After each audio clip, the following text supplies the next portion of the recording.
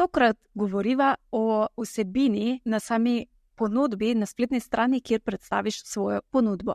In s tabo bom delila en checklist oziroma kontrolni seznam, da greš čez ta seznam in ugotoviš, ali so vsi delčki, ki so potrebni za kakovostno stran, učinkovito, ki bo dejansko prodajala stran, kjer predstaviš svojo ponudbo. Torej, kaj vse je treba preveriti, sploh če ti stran, kjer imaš ponudbo, mogoče ne konvertira, kot si želiš, oziroma ne pridobiva novih strank, potem je definitivno fino, da preveriš vsaj te zadeve. In sicer prvo, kar preveriš, je naslov. Naslov velikokrat podjetniki in podjetnice zelo spregledajo oziroma si ne vzamejo dovolj časa, da bi napisali oziroma ustvarili res zelo privlačen naslov. Zato je v bistvu zelo pomembno, da si vzameš čas in narediš privlačen naslov. Ker to je edino besedilo na tvoji strani ali pa če kjerkoli deliš link do tej strani, ki jo bo pogledalo oziroma ga prebralo največ ljudi. In če ta naslov ni dovolj privlačen, da bi nadaljevali z branjem oziroma da bi kliknili na ta naslov, potem je čisto vseeno, kakšna je ostala vsebina na tej strani. Tako da najprej preveri, ali je naslov res dovolj privlačen za tvoje idealne stranke.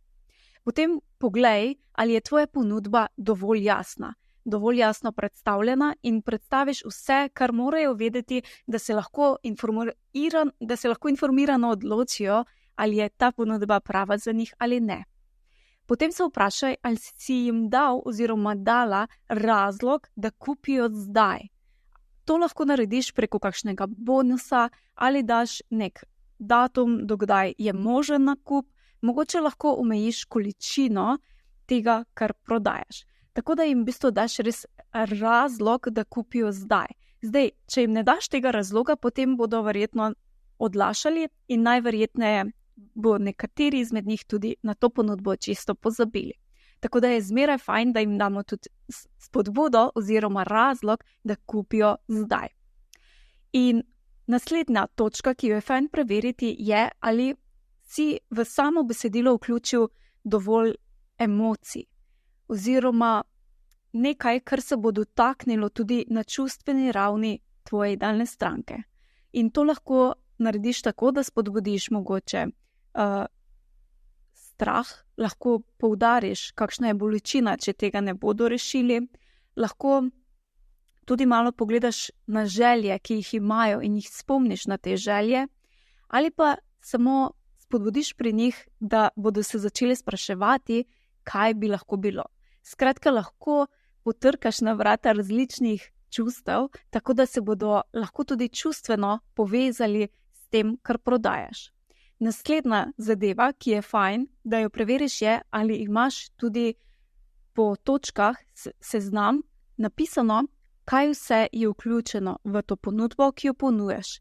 Seveda potem ne sme manjkati tudi verjetno cena, sploh če gre za takojšen spletni nakup. Potem lahko preveriš tudi, naslednja točka je torej, da preveriš grafike in pa barve. Ali si na strani uporabil prave grafike, ki dajo sporočilnost tistega, kar ti želiš sporočiti in niso samo mogoče en taki detajl oziroma okrasek, da vse skupaj lepo zgleda, ampak sploh fotografije recimo lahko izkoristiš, da imajo sporočilnost, ki jo želiš dati s tvojo ponudbo. In seveda, da uporabiš tudi prave barve. Fino je, da so to povezane s tvojo celostno grafično podobo oziroma takšne, ki bodo tudi vplivale na bralca zelo pozitivno oziroma da se bo lažje odločil oziroma videl, ali je ta ponudba zanj oziroma zanjo.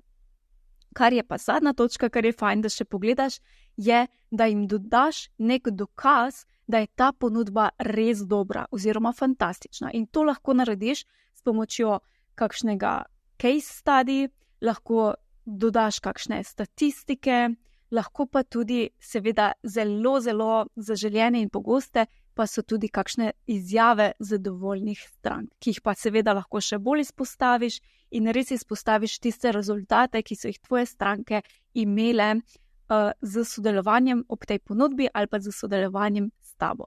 Tako da to je na kratko tale seznam, katerega ti priporočam, sploh če tvoja spletna stran oziroma stran, kjer imaš predstavljeno ponudbo, ne konvertira, kot si želiš, da greš čez ta seznam in pogledaš, kaj bi se mogoče še dalo dodelati.